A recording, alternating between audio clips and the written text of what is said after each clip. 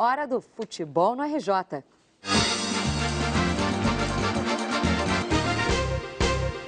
Olha, eu e o Márcio abrimos o nosso bate-papo de hoje, dando o braço a torcer para o Júnior e para o Luiz Roberto, que nos disseram tantas vezes aqui no estúdio que o Fred ia arrebentar no Fluminense. E a gente que duvidou ele um pouquinho era aqui. bom mesmo. Um pouquinho não, um poucão. E que valia a pena toda a expectativa.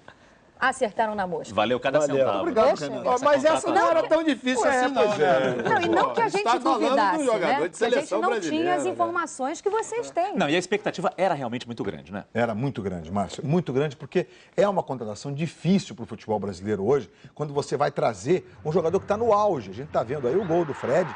E o curioso, né, que no primeiro tempo, o Fred deveria jogar 1 hora.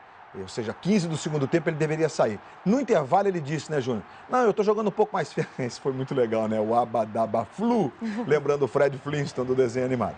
E aí ele jogou muito bem na parte final do jogo, sem a condição física, de preparo físico mesmo ideal. Contusão zero, não sentiu absolutamente nada. É uma estreia realmente que mostra o potencial de um jogador que é de seleção brasileira, como você disse, né, Júnior? Eu acho que o retorno do Fred, eu acho que é motivo mesmo de alegria e satisfação. A gente vê tanta gente boa indo embora. Quando você traz um cara como o Fred, né, que leva o torcedor ao estádio, um cara que realmente movimenta a torcida, vai movimentar a torcida do Fluminense, eu acho que a gente tem que aplaudir mesmo, entendeu? Porque esse cara vai fazer a diferença. Há quanto tempo o Fluminense não tinha um ídolo, né? Desde a época da Libertadores, lembra? O Guerreiro Tricolor, o Washington, né? Alguém em que a torcida Fluminense Tricolor acreditasse de fato, né? Eu acho que o fato do Fred ontem ter estreado bem, eu acho que cria uma esperança maior para todo mundo. Eu acho que o bem que traz uma contratação dessa do Fred para o futebol carioca é muito grande. E só ainda sobre o jogo de ontem, Márcio, dá a impressão que foi tudo muito simples, muito fácil, mas o Fluminense perdeu o jogo por 1-0, aí houve a expulsão do André Gomes.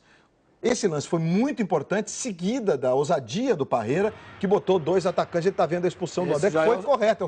Foi o segundo cartão, né? Por isso ele foi expulso, né? Foi de uma infantilidade muito grande. O André, que é um jogador experiente, já está bastante rodado. Ele foi disputar uma bola com o Conca baixinho e ele grandão, deu uma cotovelada. 1 minuto depois ele fez essa jogada.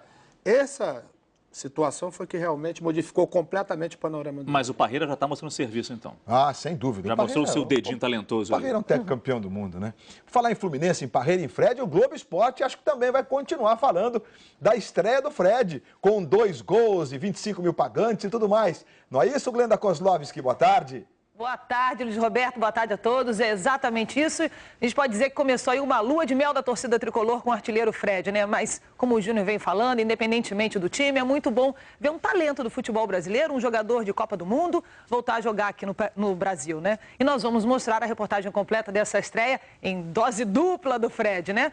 Agora, em São Paulo, um garoto, adolescente, viveu um momento muito especial. Neymar. 17 anos, outro menino da Vila dos Santos. Neymar fez o primeiro gol dele como profissional. Já sei, nossa, como lembra o Robinho? E assim como o Robinho, a gente ainda vai ouvir muito esse nome, muito. Vamos mostrar também os gols da rodada dos campeonatos estaduais pelo país. E uma lesão no tornozelo esquerdo deve tirar Kaká do próximo jogo dos próximos jogos, da seleção brasileira pelas eliminatórias. E o Globo Esporte, você vai ver o que os jogadores convocados por Dunga fizeram na Europa. Daqui a pouquinho a gente se encontra no Globo Esporte. Até já. Até já, Glenda. Valeu pela participação diretamente do estúdio do Globo Esporte. Bom, o Vasco venceu mais uma. O Vasco só perdeu no primeiro jogo do ano, pro americano. 10 partidas sem perder. 10 partidas sem perder. Ontem é sempre um jogo difícil, né? Quando você joga contra o Boa Vista como visitante, um gol de cabeça do Fernando, o Michael Sell fez um gol igualzinho contra o Boa Vista lá, no mesmo gol, no mesmo canto todo.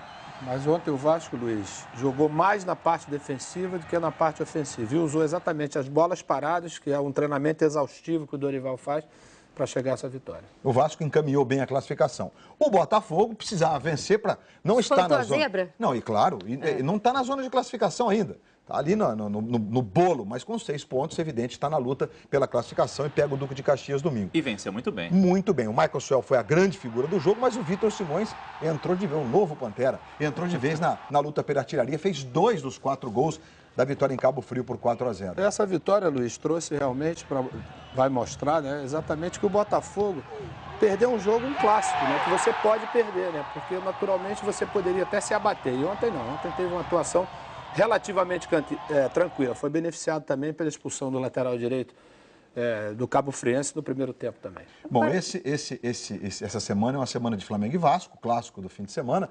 Renato, eu te interrompi, né? Não tem problema, eu ia falar justamente disso, que o Flamengo jogou no sábado e não teve uma atuação, não teve. Né?